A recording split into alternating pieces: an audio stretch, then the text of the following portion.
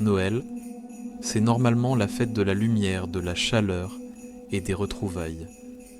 Mais chaque année, derrière les guirlandes et les vitrines enneigées, il existe un autre visage des fêtes. Un visage plus sombre, plus fragile, où les histoires basculent dans l'étrange.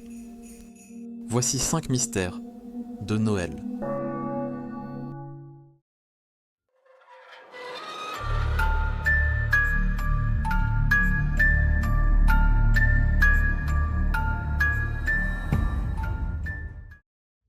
La famille Whittaker.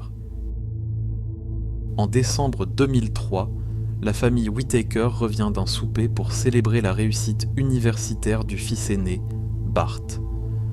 C'est un moment joyeux, un avant-goût des fêtes qui approchent. Mais en entrant dans leur maison de Sugarland, l'impensable se produit. Un homme surgit et ouvre le feu. La mère, Patricia, et le fils cadet, Kevin, sont tués. Le père Kent est grièvement blessé. Bart, lui, n'est touché qu'à l'épaule. L'affaire bouleverse immédiatement les États-Unis, une famille sans histoire, une soirée de célébration, un geste violent et incompréhensible. Mais l'enquête va révéler un choc encore plus grand que le crime lui-même. En regroupant les témoignages et les incohérences, les policiers découvrent que l'attaque n'est pas un cambriolage, mais un meurtre commandité. Le tireur est un complice, payé par Bart Whittaker, pour toucher l'héritage familial. Comment un fils peut-il planifier la mort de sa famille juste avant Noël, alors que ses parents l'aiment, le supportent et célèbrent son avenir? Bart sera finalement arrêté au Mexique et condamné à mort, une peine que son propre père, pourtant grièvement blessé, suppliera le juge d'annuler. Il obtiendra finalement une commutation en prison à vie grâce à la demande insistante de son père survivant. Le crime Whittaker reste aujourd'hui l'un des cas familiaux les plus traumatisants des années 2000. Un drame d'une froideur absolue, commis à quelques jours des fêtes, dans une famille où la confiance semblait inébranlable. L'affaire Margaret Martin. Le 17 décembre 1938, Margaret Martin, 19 ans, quitte sa maison de Kingston en Pennsylvanie. Elle doit rencontrer l'homme qui lui a proposé un poste de secrétaire. Elle ne reviendra jamais. Pendant plusieurs jours, la communauté entière participe aux recherches. Mais le 24 décembre, la veille de Noël, un promeneur découvre un corps dans un ruisseau gelé. C'est Margaret. Elle a été assassinée, son corps portant des marques de violence. L'endroit où elle a été retrouvée est isolé, loin de tout, comme si son meurtrier avait voulu s'assurer qu'elle ne soit retrouvée qu'après un long moment. L'affaire choque la Pennsylvanie. Margaret n'avait aucun ennemi, aucune raison d'être ciblée. La police interroge des dizaines de suspects, mais sans indice concret, l'enquête s'enlise rapidement. Le seul élément tangible est l'homme qui lui avait offert cet emploi. Un individu jamais identifié, qui a utilisé un faux nom et un faux numéro de téléphone. Des années plus tard, des retraités de la région affirment que le ruisseau est hanté. Certains disent entendre des pleurs. D'autres prétendent voir une silhouette féminine marcher près de l'eau les soirs de décembre. Officiellement, le dossier reste ouvert, mais officieusement, c'est devenu l'un des cold cases les plus sombres, un meurtre découvert juste avant Noël et jamais résolu. La femme du sapin de Noël. Dans les années 1950 au Texas, une femme est retrouvée morte dans son salon, allongée près de son sapin de Noël. L'arbre est encore allumé, décoré de guirlandes et de boules scintillantes, comme si la fête devait reprendre à tout moment. À première vue, la scène donne l'impression d'un malaise soudain survenu pendant une soirée tranquille. Mais les enquêteurs, eux, sont déroutés. Les portes sont verrouillées de l'intérieur. Les fenêtres sont intactes, rien ne semble avoir été déplacé. Il n'y a ni trace de lutte ni signe d'effraction, aucun bijou volé, pas d'objet manquant. L'autopsie ne révèle ni crise cardiaque, ni empoisonnement évident, ni blessure interne. La cause de la mort reste floue, presque impossible à déterminer.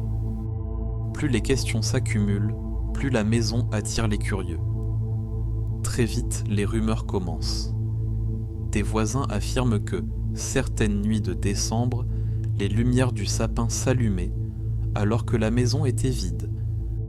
D'autres racontent avoir aperçu derrière les rideaux une silhouette féminine immobile, postée près de l'arbre, comme si elle veillait ou attendait quelqu'un. La maison finit par être surnommée la Christmas Tree Murder House. Même si le dossier officiel ne parvient jamais à établir une cause claire, les habitants, eux, sont convaincus que ce salon décoré pour Noël cache plus qu'un simple décès inexpliqué.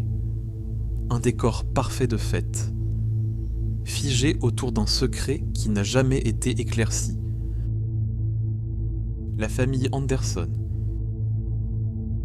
Le 29 décembre 2014, les policiers d'Edmonton se rendent dans la maison de la famille Anderson après que des proches aient signalé quelque chose d'étrange. Depuis 2 jours, personne ne répond au téléphone.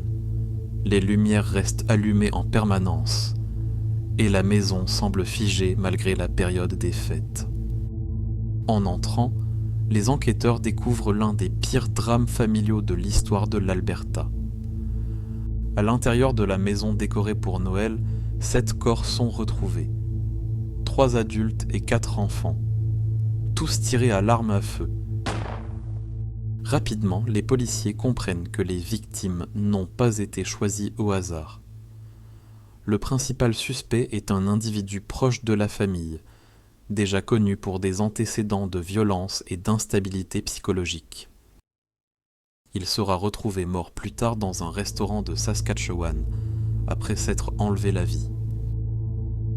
Ce qui a marqué le pays, ce n'est pas seulement l'horreur du geste, mais le timing, une famille entière décimée à peine quelques jours après Noël.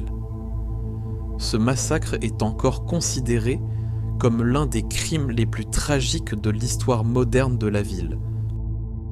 Un message à la radio. Le 25 décembre 1978, alors que la plupart des gens déballent des cadeaux ou partagent un repas en famille, plusieurs radioamateurs américains vivent une expérience très différente. Sur une fréquence qu'ils n'utilisent pas habituellement, ils captent soudain une voix étrange. Le son est métallique, presque mécanique, comme si la voix était filtrée par une machine ou provenait de très loin. La voix récite une série de chiffres et de codes incompréhensibles dans un anglais bizarre, puis termine avec un mot répété 2 fois, abduction. Ceux qui l'entendent tentent de stabiliser la fréquence, de l'enregistrer, de la localiser, mais le signal disparaît aussi rapidement qu'il est apparu. Quand ils essaient de le retrouver, il n'y a plus rien, seulement le bruit blanc habituel. Les radioamateurs contactent des techniciens et des autorités pour comprendre.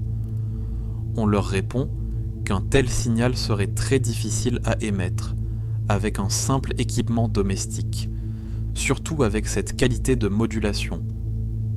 Certains évoquent une expérience militaire ou un test secret qui se serait échappé sur une mauvaise fréquence.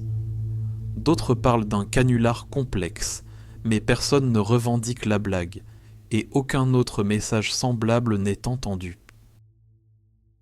Avec les années, cet épisode est entré dans la catégorie des anomalies radio les plus intrigantes. Pour certains passionnés d'ufologie ou de phénomènes inexpliqués, ce message serait lié à quelque chose de beaucoup plus grand, voire un avertissement venu d'ailleurs. Pour d'autres, il restera à jamais un simple signal perdu, capté par hasard un jour de Noël. Encore une fois, Noël nous rappelle que derrière les lumières et la magie, il existe aussi des histoires qui défient la logique et laissent derrière elles un sentiment étrange, comme une ombre qui persiste. Si ces mystères vous ont intrigué, je vous invite à aller écouter la partie 1 où je vous raconte 5 autres histoires tout aussi troublantes. N'oubliez pas de vous abonner et d'activer la cloche pour ne rien manquer. On se retrouve très bientôt pour d'autres Minutes Mystères.